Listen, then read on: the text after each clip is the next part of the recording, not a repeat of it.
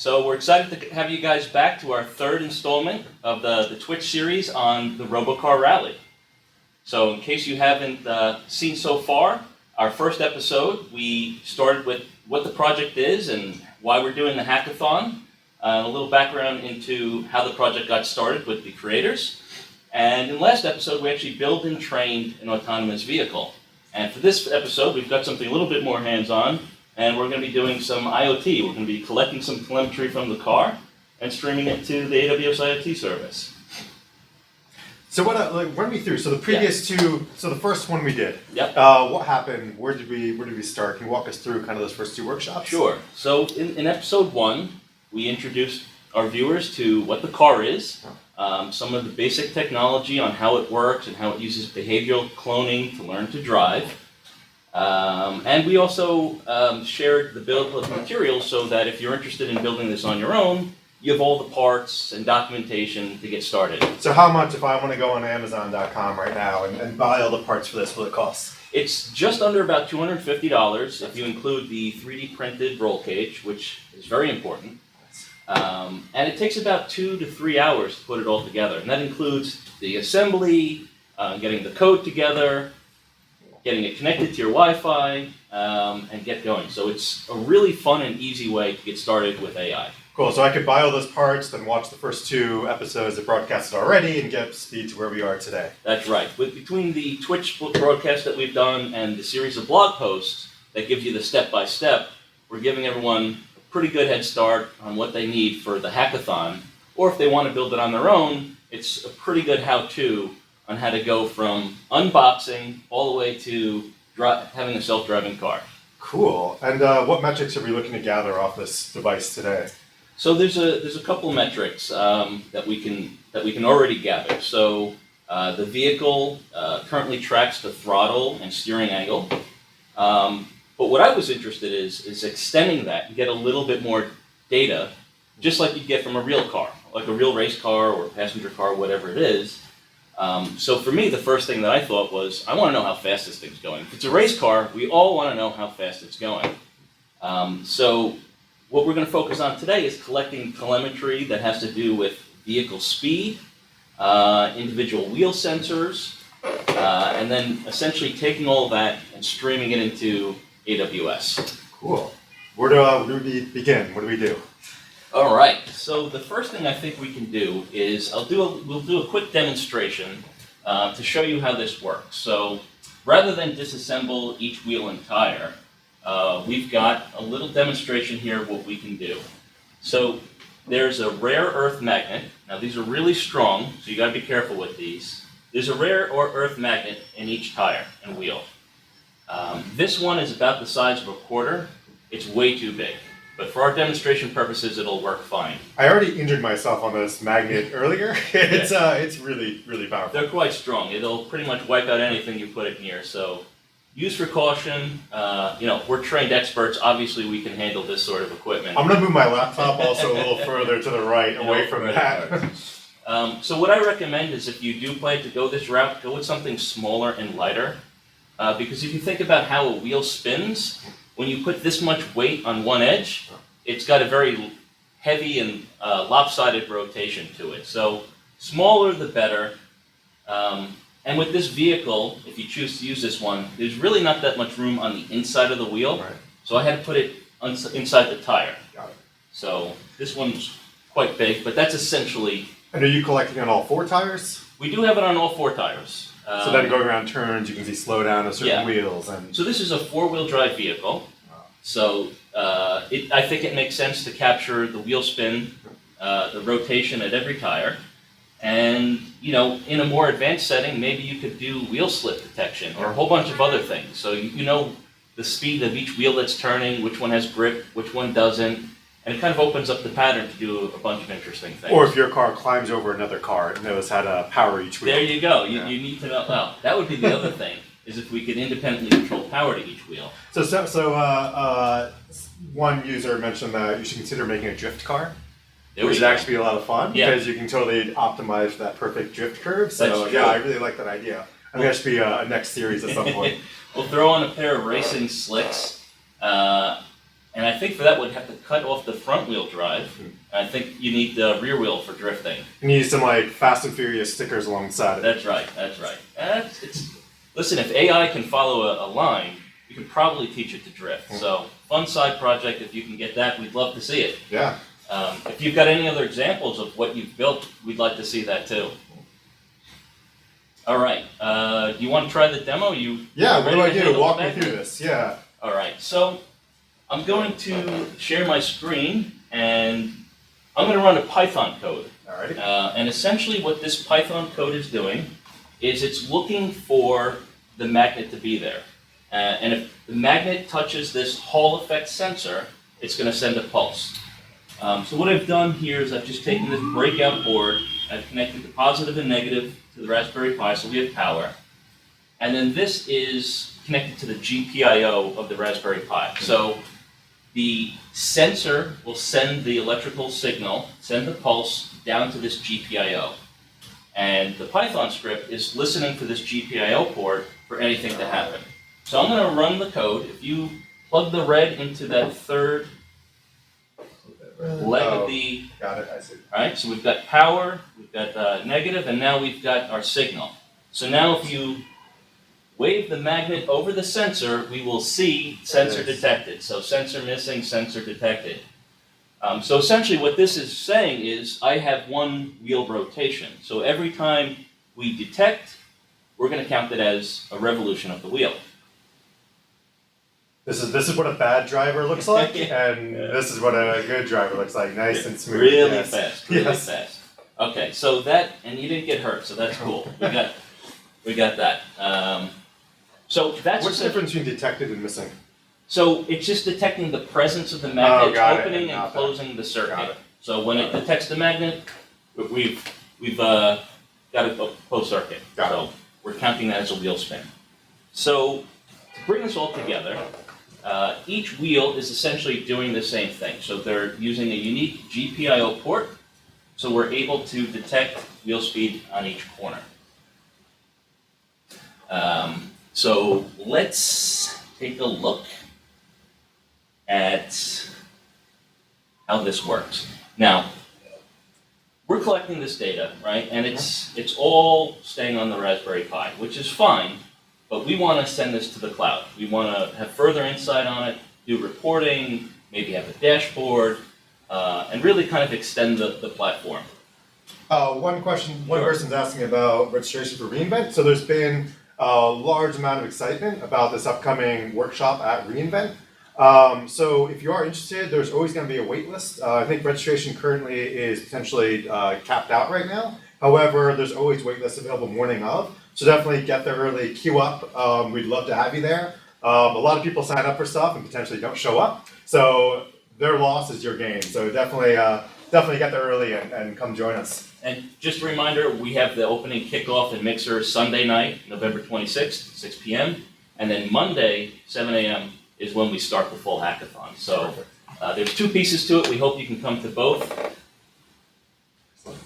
Okay, so the first thing that we want to do here is entitle and authorize this vehicle to send data to the AWS IoT service. So the AWS IoT service, it uses TLS 1.2. So we have a secure encrypted communications channel, and we're using the MQTT protocol for that. So it's really good for lossy networks, unreliable connectivity, which fits this pretty well. In my case here, I've been tethering to my phone, and it works well, but it makes sense to use something like MQTT for when you're driving.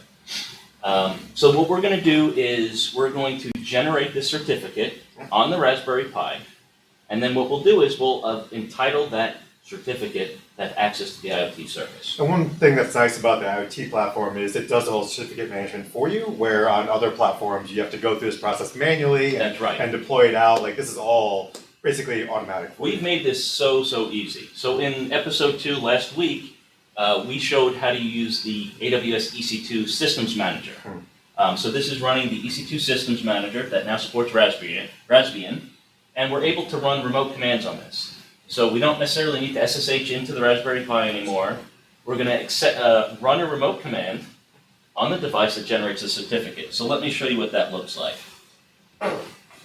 So we're in EC2 System Center, and we actually created a document for this. And what's nice about the EC2 System Center documents is you can share them. So I'm able to take my document and share it with any other AWS user. And this is something we do plan to do, is open this up so that you can quickly consume this on your own without having to build this. But essentially, this is the command that we're doing. We're making directory, we're changing directory, and we're running this command to generate these certificates. And now because we have the EC2 Systems Manager running on here, it's been activated and authenticated, it's entitled to do this. So it has the ability to do this. So we're going to now run this command on the device. Car registry. So it's going to register and activate it with the AWS IoT service. And what I love about this is you have you're in a, I assume, US East 1 right now, and you have a machine saying, all right, I want to now run this command on my RC car that's sitting here in New York. That's right. And that's just all taken care of. I don't need to be aware of my external IP address or any of that. So long as there's internet access, it can communicate with the EC2 SSM service because there's an agent, and all this connectivity is done for us. And if you have one car, you have a fleet of 10,000 cars. That's right. It's equally as easy as you scale it out. It's the same thing. And the other nice part, which we cover in our blog post, is you can use tagging. So you can tag this car versus another car, or you can have a group of red cars and blue cars. Everyone understands tagging, so it really kind of helps how you want to do this. So whether you're building a fleet of one or a fleet of 1 million, pretty much everything we showed today is going to be the same design pattern, right? We're focusing on server technology, so they're serverless technology, so it's scalable, they're regional, high availability is built in. So we're solving for not just one, but for 1 million here as well. And it's also cool because this type of data you're collecting off this one type of car, like there's all types of data being emitted by everything around the world that you can now gather, put into the system, and play with. Right. So this is just like a demo of what you can do, but and it's probably the coolest demo. Yeah. But I mean, it's cool to think about the possibilities. It's a lot of fun, and anybody who's built applications on AWS, you have to think about how you handle authentication and entitlement. We're not putting any API keys or access keys on here. It's all using EC2 SSM to authenticate and talk with AWS. That's cool. So we've run this registry, and if we look at the output of this, we will see that we created the certificate. So let's switch back over to the vehicle, and in my D2 creds folder. So someone's asking, so does this mean we can bootstrap new cars coming online using EC2 SSM? Absolutely. And Absolutely. All you have to do is push the agent to it, activate it, and you're on your way, and it shows up in the console. So pretty slick. So we've created our private public keys, and we've got the certificate authority here. And now what we need to do is configure the IoT service to take this certificate, create a thing, and create a policy, and that's what we'll demonstrate now. And thing is the technical term for that. Thing is the technical term. There actually is a thing. So we're going to create our thing right now. And we're going to call this, I've affectionately called my vehicle AV, so Autonomous Vehicle on AWS 01. Oh. Zoom in a bit. Do you have a controller for the, they control it? Yeah. Oh, they got it. All right. Got it. Okay. So we've created our thing, and here's our certificate. The next thing we need is our policy. And the policy is going to control what the holder of this certificate can do. In our case, we're going to be somewhat liberal, and I'm going to say it can do anything to the IoT service and NAR. Cypher, we accept any challenge you want on training AI on Spot Free. Absolutely. I need. He wants to do learning he wants to do training of the AI on top of Spot instead of just standard. So absolutely, for cost reasons, Spot's actually phenomenally good for doing training of models. Just because you get up to about 90% off potentially on your GPU instances. So yes, especially from a hobbyist perspective, Spot is like your best friend. And if you're building any type of infrastructure, keep Spot in mind as kind of a core service to be leveraging. Between Spot and the recent change to per second billing, it really kind of lowers the cost for hobbyists to do this. That's also a big thing. You know, like a couple weeks ago, people would try to optimize around the spot market and not shut down unless it ran for at least 1 hour. Right. And now you don't have to worry about that. You don't have to worry about that. And just to be clear about the training, that's really when you're collecting the training data and you want to build your model. We're not actually running a deep learning AMI or an EC2 instance for this part right now. This is pure serverless. So you collect your training data, you start up your deep learning AMI, you build your model, and when you're done, you copy the model back down here, and you can turn off that instance. So, you know, however many images you take, last week we processed, I think it was about 5,000 images in about 2 minutes. So, you know, in 2 minutes you can start it up, do the processing, copy stuff back and forth, and shut it down. So, you know, do the math on what it costs on Spot for just a few minutes. It's, you know, pretty negligible, a few pennies. Absolutely. And everything that we're doing here is really kind of cost optimized, right? We understand there's a large element of hobbyists here, but also any companies that are looking to do this at scale, cost matters as well per unit, right? So we're creating this policy.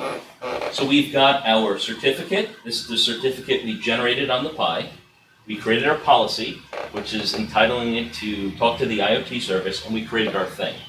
The final step in the IoT service is to link this all together. So we're going to attach the policy we created, and we're going to attach the thing. So at this point, our IoT service is ready. We're good. So why don't we actually try... Maybe just the brightness of your screen. Oh. As bright as possible. There we go. All right, there we go. So what I'm going to do now is we are going to do another run command. We're going to start up the web server on the Raspberry Pi so I can take control of it, and we're also going to start collecting telemetry. So we've got a run command for each. So can you also make the text a little bigger on the browser, just for people who... Awesome. Perfect. Does that sound better? So I'm actually going to just use the model that we used last week. So here's a question for you. Yeah. Is somebody wants to know, and that's, you guys have the best usernames, are impossible to pronounce. KJixu93 is curious, can the thing creation, policy creation, and linkage all be automated? Absolutely. This can all be done via the command line. So whether you want to do it on the Pi, or you want to do it through some other API call, you can certainly do that. For the purpose of demonstration, I wanted to step through kind of logically show how you link it all together. But really, everything within AWS can be done through the API. So, and we do highly encourage automate everything, which is why we're using this EC2 Systems Manager for quite a bit. So what I've done now is I've kicked off the command to actually start running. And let's take a look. Let's see if the web server's up and running yet. And it is. So we're going to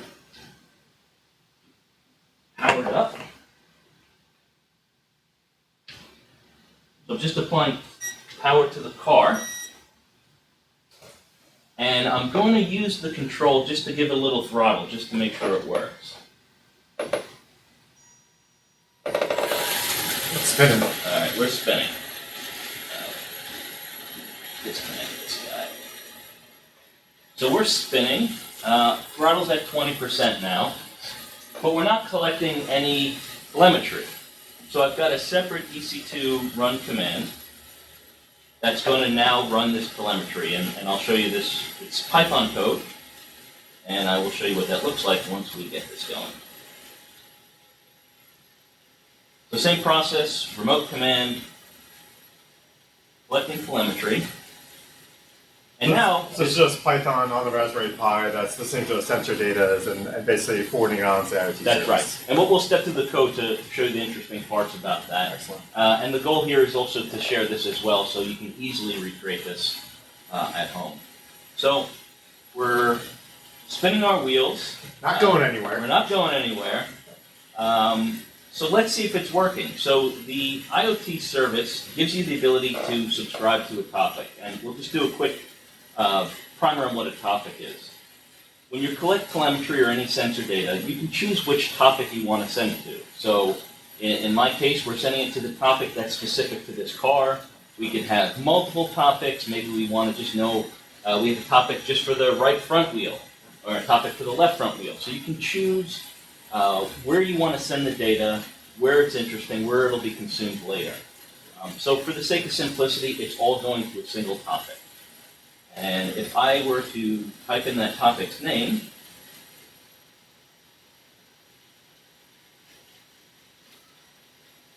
I see that we're collecting data. This is cool, but not really the way that we want to consume it by looking at the IoT console, right? I mean it's informative, it's not very pretty though. Right. It's not very pretty. So before we make it pretty, let's take a quick look at the code.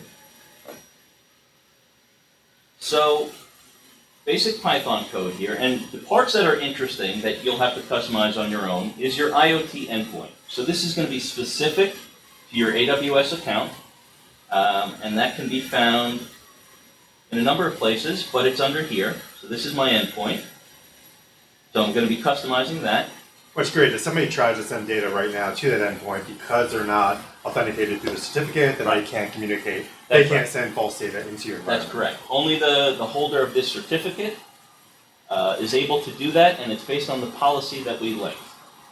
So we have the path to our 3 certificate files. So there's the root CA, as well as the private key and the certificate. So we would customize that for a different vehicle. And then some of this is just the setting up the connection for MQTT. And this is where it starts to get interesting. So here, the vehicle ID, this is what I've labeled my car. And essentially we're doing a bunch of things here. So the idea here is collect as much information as we can, and we're going to stuff it into a JSON file, and we're delivering that JSON to the IMT service.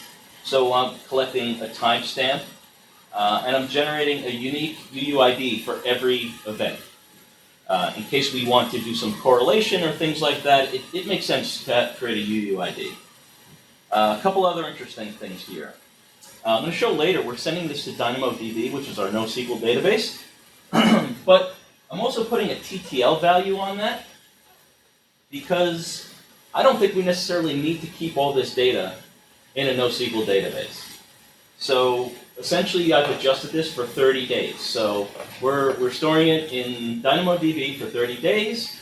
When that item is 30 days old, DynamoDB is going to delete it for us. So just a convenient way in case we want to run queries or create other dashboards. It's in DynamoDB, but we don't have to worry about it growing excessively. I'm really curious about wheel travel.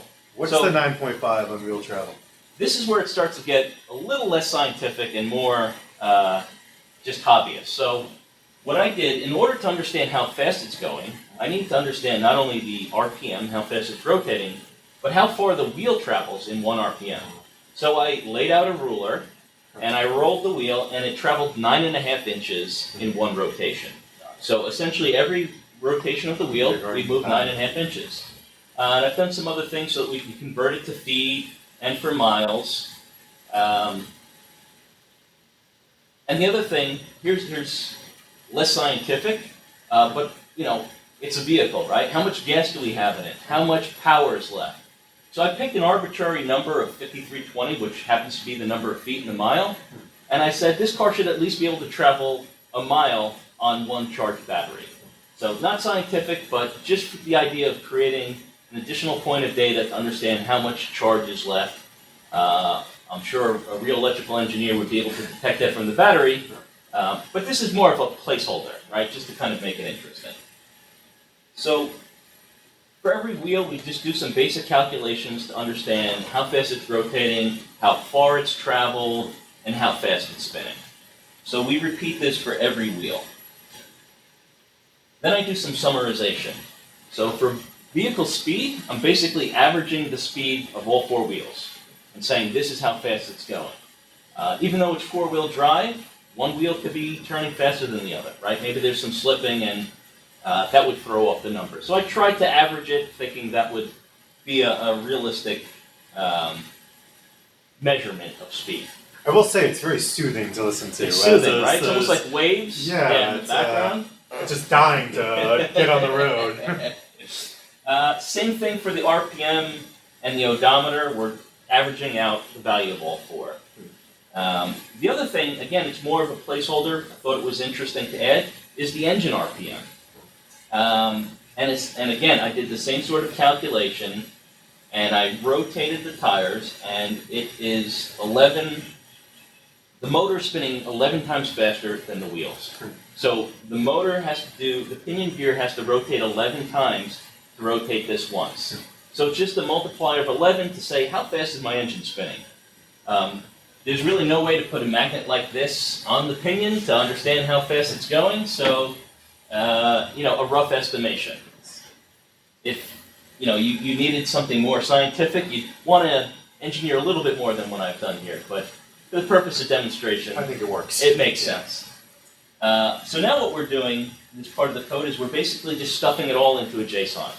So we're delivering it as just one big JSON dump to the IoT service. And that's the payload we're watching inbound a moment ago. That's right. And then the last piece that's interesting is this topic that I mentioned. So this is the topic that we're streaming data to. So this matches what we were looking at the IoT service. And we can, vary this based on the vehicle or whatever we want. And it's sleeping for 1 second. I think we're losing power on the car. So, yeah, we're still going. So, to make this a little bit more elegant, created this dashboard. Which, by the way, Cypher 5 already named this for you. It's called Donkey Dash from now on. Donkey Dash, I love it. So it's very, very Mario Kart-ish, which is also very suiting for this. So, yeah, great name. By the way, the project was named Donkey because it's you generally have low expectations of a donkey. It doesn't listen, and it's good with children. So here's our Donkey Dash, and you can see on the side here, this is all the JSON coming in. These are all the values that we're collecting, and then we're using JavaScript to depict this. Now this website is running on S3, so it's another serverless feature of what we've built here. So it really is somewhat simple. And here we're picking up the engine RPM, we're picking up the battery power. You see the battery power decreasing while the distance is increasing.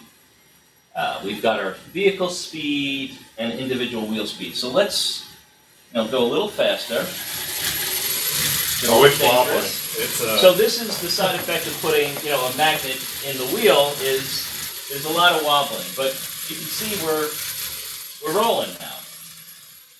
And at this point, all four wheels appear to be spinning at the same speed. If I were to grab one, we'll see that one slow down quite a bit. So you can grab the spinning wheel. Yeah, it's safe. It's safe. So pretty interesting demonstration of how to do this. And now we've got a way to visualize that. Let me slow this down so get a little roll going. A soothing roll. So it's in the IoT service, and we're consuming this from this website directly from the IoT service. Now it's interesting how we do this, so I'm going to show you that part right now. We'll take a look at the JavaScript. And this is not really an exercise on how JavaScript or HTML works. So I guess at this point, I'm curious if there's anyone watching who's has questions about what we've done so far, how we're collecting this data, how we provision the certificates and got things set up. Let us know. We're happy to answer it. And for those who just joined, so far we're basically just collecting real-time data off of the wheel spin, the RPM, the battery capacity. Let's go through Raspberry Pi. There's an agent on there that's forwarding that off to AWS IoT services. And we're feeding that into DynamoDB and producing this dashboard you're looking at now. So if you do have any questions, please, we're here to answer them for you. But we're going to keep moving forward. Please. join in, and we're happy to answer. Yeah, and I'd love to hear if you've got some ideas of what you've done with the IoT service, if you've done anything with a project like this or IoT or just anything else. And if you're building an IoT airplane, I want to hear from you.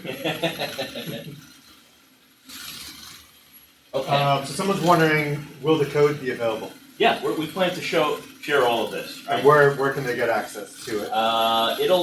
We're doing a series of blog posts, so it'll be linked to that. Perfect. So stay tuned. Hopefully in the next week or so we'll have all that ready to go. So yeah, the JavaScript that's running here, again, it's running on S3, so there's no web server involved. So yet another highly available, scalable piece of architecture we don't need to manage. So for people unfamiliar with that, can you walk through, so they hit S3 where you have this static web page, but how's it dynamically getting this data out of DynamoDB? Good point. And it's in the JavaScript that's running, right? Ah. So there's I'll cut to what the interesting part here is. All right, it's all interesting. But all right, so we'll start at the top a little bit. So we're using SigV4 to sign all of our requests. So again, security in mind with how we are doing this. But where did we get these credentials from? There was no login page or anything like that, right? So what we're using here is Amazon Cognito, which allows us to create our own identities that will hand out access tokens to customers or to visitors of your website. And the way that we've set up Cognito is it's set for unauthenticated. So we're currently not authenticating any requests. Anybody at home that's watching, clearly people are hitting this site. They are able to pull this up without any authentication. So when you create an identity pool in Cognito, we're given this unique value, and we have two roles. So one for authenticated users, and this is what we're using. And we could also choose to use authentication. So we can integrate this with Cognito user pools. So if we wanted to create our own group of users and allow signups and handle that, we could do that with Cognito user pools. Or we could federate with other social media providers or other IDPs external. But our use case is somewhat simple, so for this case, we're using unauthenticated. But for anyone that understands how AWS works, it's role-based, right? So we still have to tell this role that you're allowed to read from the IoT stream. And that was done. You open up Identity and Access Management. I'll go under Roles. And here's our Donkey Car unauth role. And I've given it access to the IoT Data Access Service here. And you could scope this down to even further if you wanted. So if you want to say this role can't publish, it can only subscribe to a topic, you could do that here. If you wanted to control which topics it could go to. I mean, that's one of the beautiful things about identity access management is it's so granular depending on what access you want to provide for any service. What we have here is a little bit interesting. So it's unauthenticated, right? Unauthenticated access to the web page, but we're still signing the requests in a secure manner with AWS. So if we chose to get rid of the unauthenticated and put a sign-in page here, we would not need to change any of our code to have that high level of security. We're still doing SigV4 signing and things like that. So, go ahead. I was just talking about the graphs.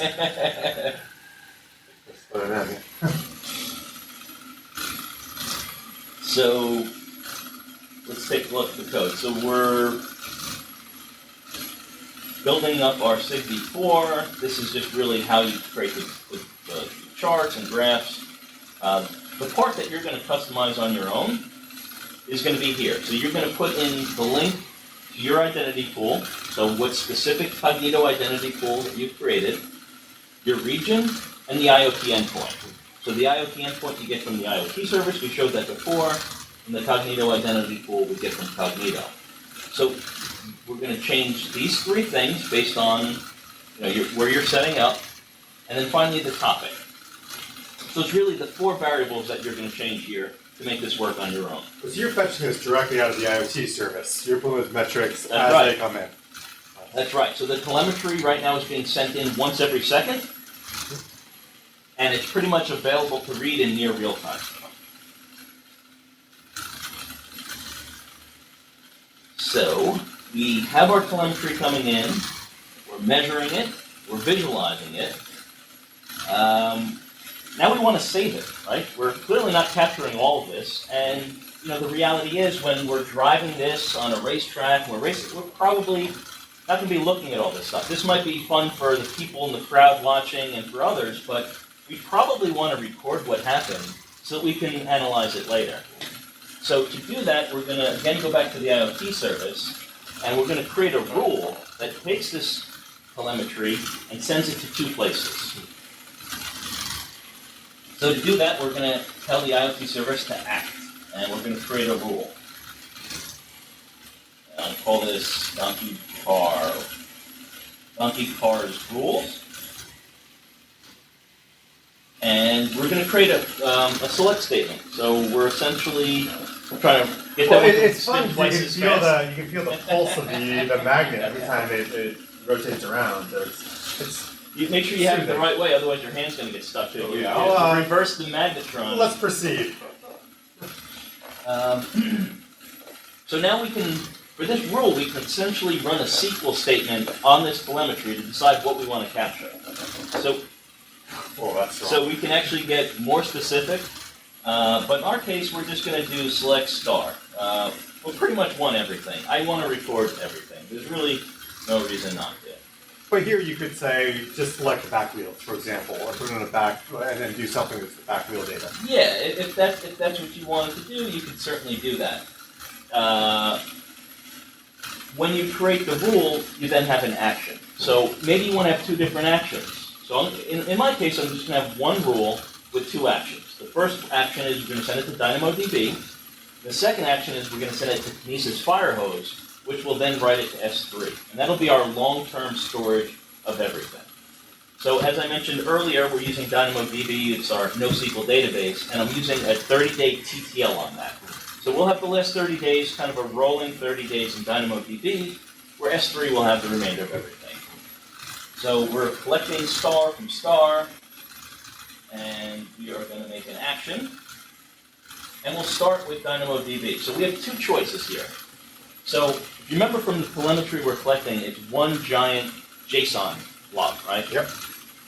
We have two choices. We can essentially, option one here is going to take that entire JSON blob and store it in one column. Which, okay, I mean, maybe there's use cases for that. But we actually want to split this. So every key value is going to be a separate column. So it's a lot easier to read, query and things like that. So this is my choice for what I'm doing here. We're splitting it on a column basis. Figure that action. I love that you get this whole menu of different actions that you can take with this data. It makes it very easy to put in whatever service you want to integrate it with. Yeah. So for those that like the console and like to see the choices and click through it, we have that. If you're more of an API or CLI person, you can do that as well. CloudFormation too, I assume. You want to automate all this, sky's the limit. So I'm going to use this Donkey Car table that I created earlier, and where'd my DynamoDB go? There it is. So very basic. When you create a DynamoDB table, really the only requirement is picking a partition key. In my case, the partition key is the vehicle ID. So we'll have some uniqueness with that. Every vehicle will have its unique ID, and we're going to partition based on that. I also added a sort key, and that's based on time. So if we want to say, for the lap that I did 10 minutes ago, I have a block, a timestamp that I want to look in. So it's more convenient, and it's a better query that way to be able to utilize the sort key. And then the other thing I did in here is I mentioned the TTL, and I used this attribute. So just going back to the code, this is the attribute, and it's simply a calculation of the current time plus 30 days measured in seconds. So without that metadata in here, DynamoDB wouldn't know what to expire. So we're giving that as a helper. it's looking for this column, and it's going to aspire based on that. What if you start collecting a bunch of data for like 6 months and realize that you do actually want a TCL? Can you go back and retroactively apply? So it would need a value to base that on. So if you had the original timestamp in there, you would just use that as the column. Got it, and reapply that to all the historical data. In my case, I chose to do that ahead of time. Yep. So I put it in the code. Good forethought on that. Forethought, that's a good way to, yeah, I'll take credit for that. So we've selected our table, and now we need to entitle the IoT service to write to this database. So there's the same role that we're using. We're just going to say this is the role that's allowed to write there, and we will add that action.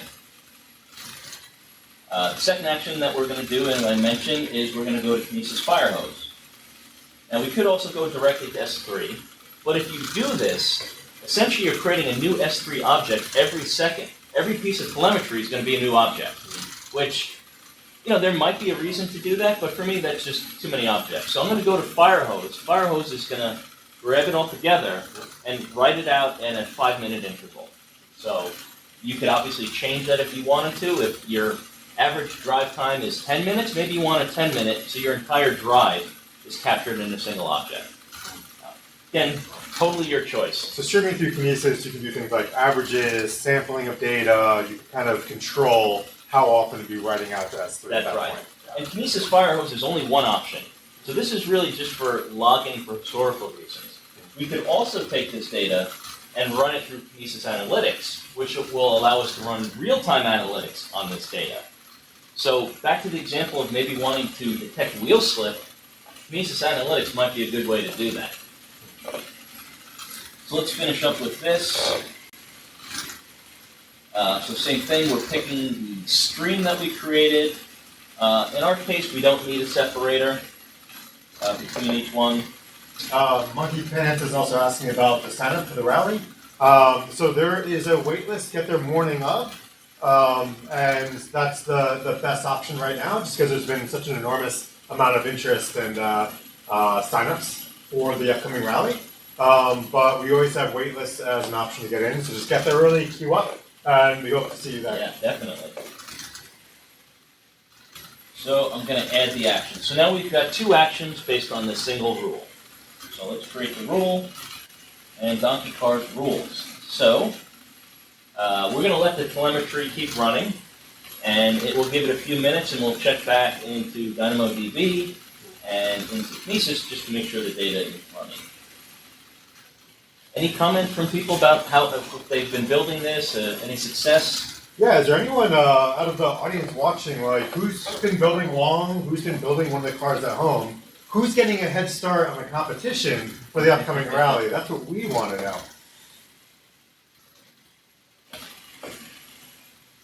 All right. Let's see if DynamoDB has. We'd love to hear your stories, so please share them, and let's love to hear about it. Let's see if we can take this up a notch. I'm curious how fast this actually goes. I don't think I've tested it.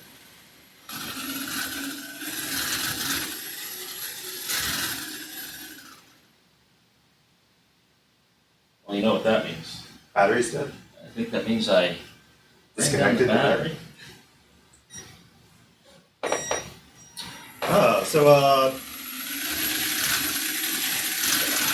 These names are the best to pronounce. So if I butcher this, I'm sorry. Baboos Rinavazan says he's built his car, or her car, and I'm now working on training it. Sweet.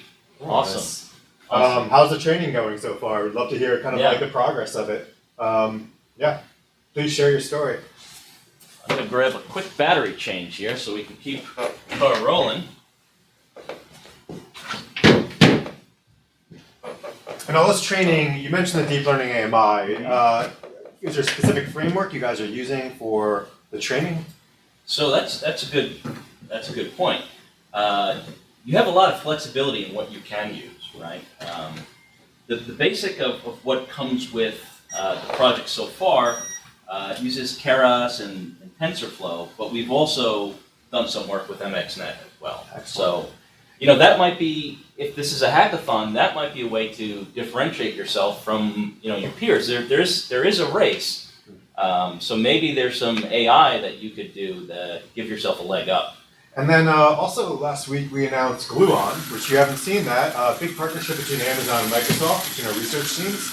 And Gluon is essentially an API that sits on top of all of these frameworks. It gives you all of the essential building blocks, so you don't have to be an expert in a specific framework. You can just say, I want this type of capability, and Gluon will handle all of the heavy lifting for you, so to speak.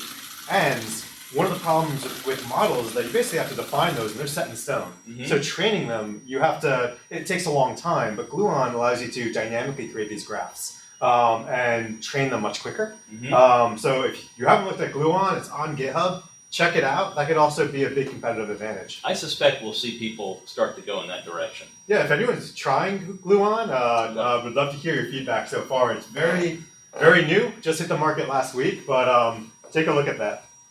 And for more tips on how to get a competitive edge, stay tuned for the rest of the broadcast.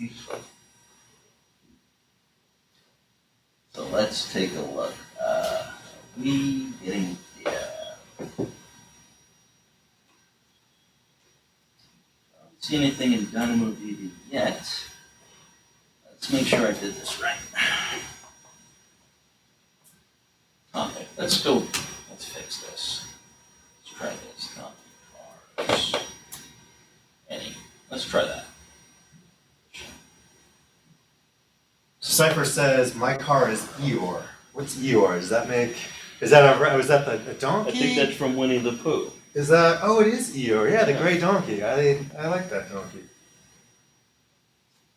Let's see if we can get this telemetry into DynamoDB. There it is. Was that donkey always sad? I forget the personality. Yeah, I hope yours is happier. I guess maybe Eeyore wants to be able to drive fast and move quickly around the world. So we've got the data in DynamoDB. Excellent. And so now we can do some basic queries on that if we want. So let's say, vehicle, speed. I'm wondering, did I go faster than 10 miles an hour? I did not. We just need some more speed. We're doing 3 miles an hour. We've got a fresh battery. Let's crank it up.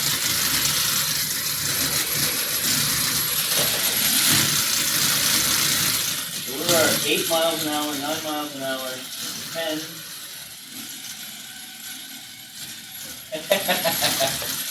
The whole table is shaking. It's shaking. That's only at 35%. So it's actually a very, very fast car. So I have no doubts. Yeah. I can feel the vibration from here. Fast. Yeah. So it's a fun project. And if you didn't catch our episode 2, where we were training it on a table, there's some tips and tricks there. Is don't train on the table, because if it falls, it could break. But also, because it is so fast, you do want to have a good amount of space for training this. So try to find a floor free from people or other things where you're going to crash, and take your time to learn to drive it manually first. That's part of training it, is it's going to learn from the driver. So when you drive, it's learning how you drive compared to what it sees. So the recommendation that we've been given so far is drive slow. Drive slow, try to stay in the lines, whether you've got a 2-line road, or last week we just did a single line. Stay on that line. So you think accuracy is over speed, because you can speed up, like it can process that at a higher speed. That's right. But the course correction that occurs, that's much harder to figure out for it. That's right. If you're driving much faster than you're capable of staying on the line, it's going to learn that way, and it's going to overcorrect and oversteer. Could be fun. Could be fun, but you're not going to win. Yeah, you're going to have a car that's not really going to where you want it to go. It's going to go where it wants to go, and then you truly have a donkey. Right, so it starts out as a donkey. It's, maybe it doesn't obey most commands, but we're going to teach it to be, a thoroughbred. So we've got the data in DynamoDB. You can run queries on it, and Let's take a look at Firehose. So I believe when I set up Firehose, I left the default of 5 minutes. Yeah. And what's great about, one thing I love about using Kinesis for this is, let's say you have a fleet of 1 million cars. Like there are some AWS customers who are doing 50 billion events a day going through Kinesis. Yep. Like we're going to have Supercell, for example, the Nordics. So if you have a massive amount of cars, Kinesis can handle this amount of data, process it, and get it into S3 without losing any of it. Which That's is, right. Built for scale. Yeah. There's really no scale changes that we need to do in here. If we went to 1 million cars, it stays the same. It's a managed service. And as the telemetry comes in, AWS is going to scale it for you. Your choices here, if you want to do some sort of transform on the data, you could do that. And this is what I was talking about before, adjusting the buffer. So the buffer is really how long it's going to wait before it writes it to S3. So Malzoic's wondering, are there cars you recommend, and where do you find out what car to buy? There's so many to choose. Yeah. So this car we do recommend because it just works very well. So right out of the box, it'll work. But generally, any hobby-grade RC car will work, so long as there's a separate servo for steering and for throttle. So these are 3 wires, 3-wire for each servo, for the engine and then for the steering. And the blog post previously lists the hardware to buy and to purchase it. Our Twitch episode 1 and the first series of blog posts has links to the build documentation with the bill of materials. Pretty much every part's available on Amazon. This part, the roll cage, is 3D printed. We do highly recommend that for a few reasons. The first is it provides a roll cage. The second is it provides a convenient mount for the Raspberry Pi and the PCA board. The third is the camera. We want a consistent camera angle of 15 degrees so that I can train my model and share it with you because your camera's mounted at the same angle. So it's learned the same way. You don't have to retrain. So it's a lot easier to share if we're consistent with that. Plus it looks cooler. It looks cooler. The 3D printed's cool. You can get it in a variety of colors. I went with AWS Orange. We do recommend that you use this. You can customize this if you want. It's available on Thingiverse. So if you're familiar with CAD, you can design it on your own if you want to make it a lot more interesting. This is very functional and it looks pretty cool. So that's the reason why we recommend this car. Really kind of easy, but if you want to scale up and go bigger, the components are going to be the same. The technology's the same. The way that we're building AWS is the same. If you do choose a different car, the open source code for the donkey vehicle gives you the ability to calibrate. So there's different electronic control units on each car. You calibrate it to yours so that when you move the throttle, it does it at the right increment, and 10% throttle doesn't go wide open throttle. So you would do some calibration. And even on this one, you can calibrate it just to eliminate any discrepancies between the electronics in the car. And then making sure that your wheel distance and the items you covered earlier in this broadcast are measured correctly for your That's for your right, specific yeah. vehicle. If you go with a monster truck, rock climber that's got wheels like this, you're going to want to adjust a few of those variables. But the elements are really going to be the same. I'm not really doing anything special in Firehose here. We're not compressing it. You certainly can. You'd save some space on S3 if you chose to do that. But again, we're just writing JSON. It's really not a large payload that we're writing here. You can choose to encrypt it. And that's it. So now let's take a look at our S3 bucket. And we should have some data in here. Here we go. So it's partitioning it based on year, month, day, and hour. And here is what we have. There's also a Donkey GitHub page, is that correct? That's right. Yep. Excellent. That's got the open source code on how to compile this on your own. So this is really more of an eye chart, but you get the point. This is essentially the data, the raw data that we collected. And since it says 3, we can still use something like Athena to query this. So if you wanted to do, historical what's the fastest of any of the cars? Let's say that we've got a club and we've got 30 cars that we're racing. We could all send the telemetry into a single place that our club can then run an analysis on later. So who was the fastest? Who had the fastest engine speed or vehicle speed and those sorts of things?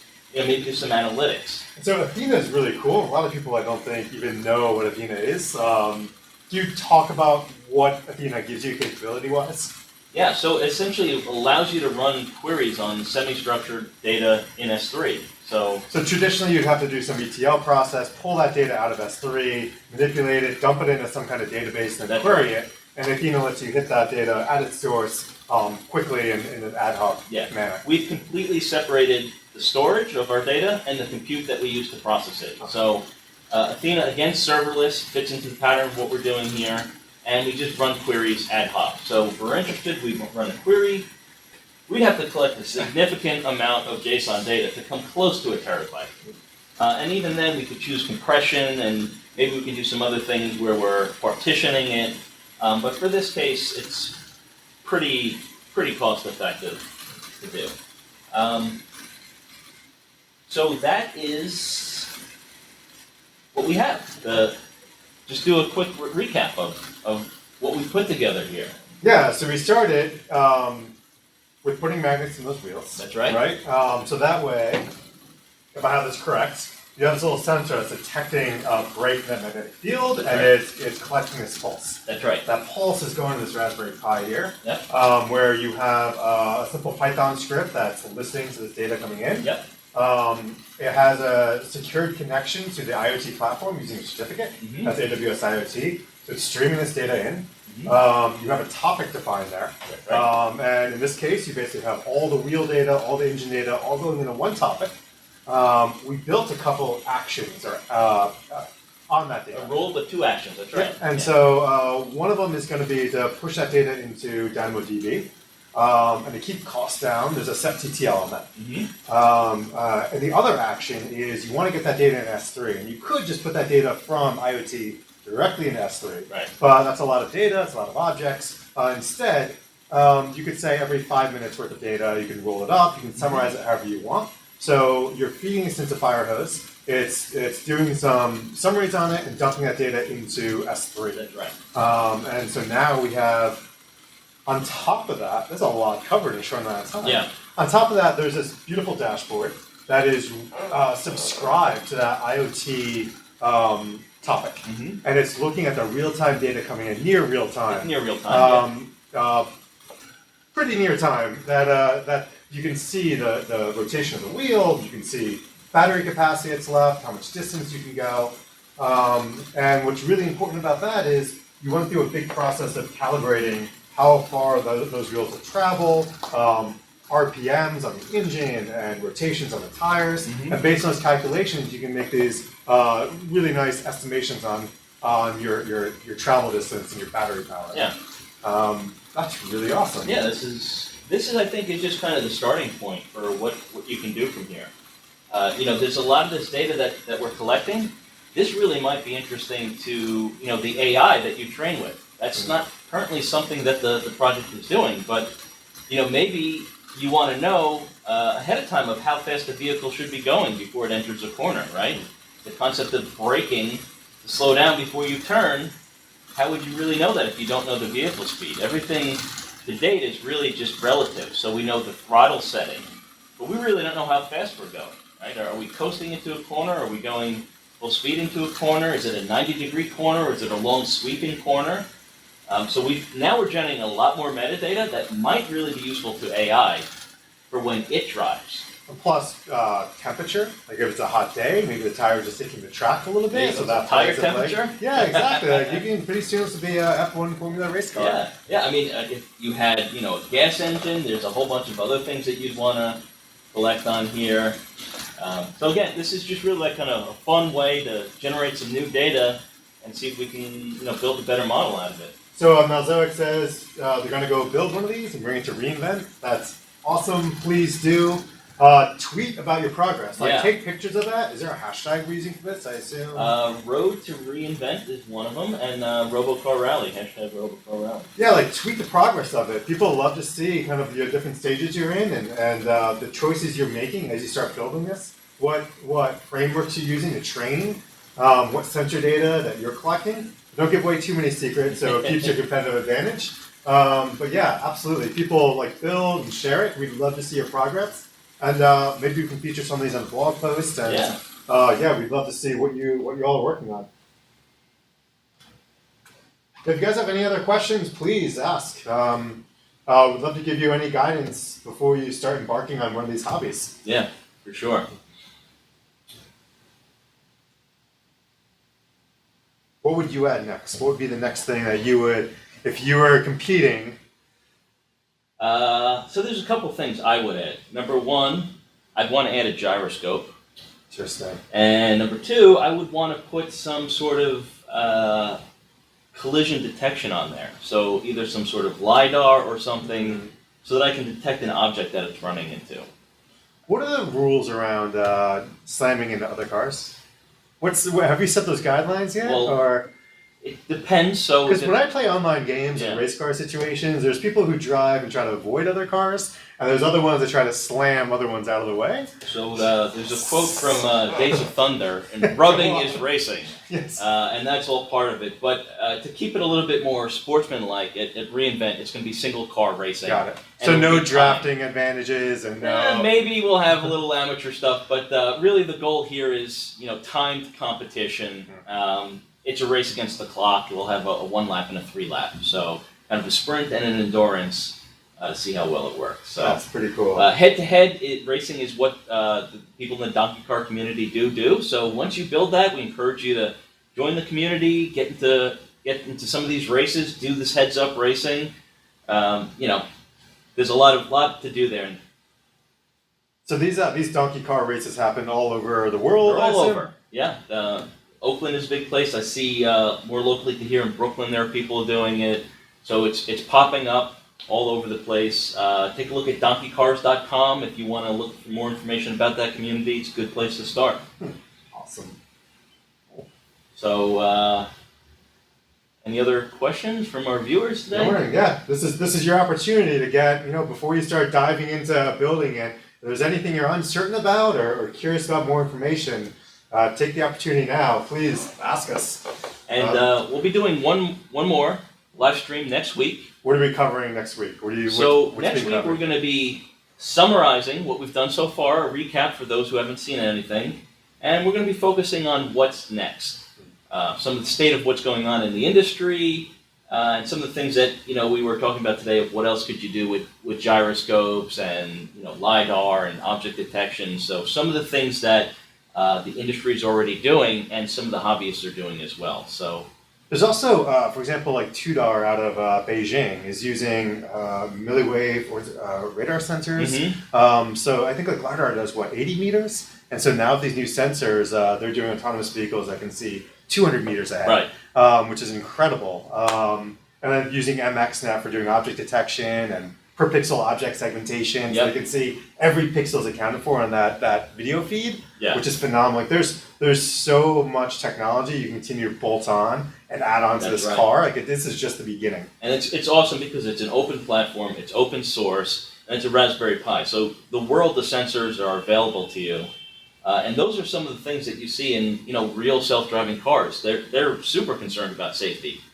We haven't really addressed safety here. So, somebody is in the road, this thing is going to go right for it, right? It's speed first, then safety for right now, and then we'll switch it around. And the model that we're using now is trained to follow a white line. So you don't want to wear white pants and a white shirt because you might look like a line and it might come right after you. Excellent. So no other questions. We'll see you next week. Yeah, I guess if somebody does have a question, what's the best way to engage? Do they tweet? Do they comment on the blog? What's the best way to engage? Both of those work. So if it's specific to the blog, do that or tweet, and we'll get to you. Or join us next week live, and we'll talk on air. Excellent. Thank you everyone for watching. Can't wait to see your cars at reInvent. Yeah. We'll see you all there. We're excited. We'll see you soon.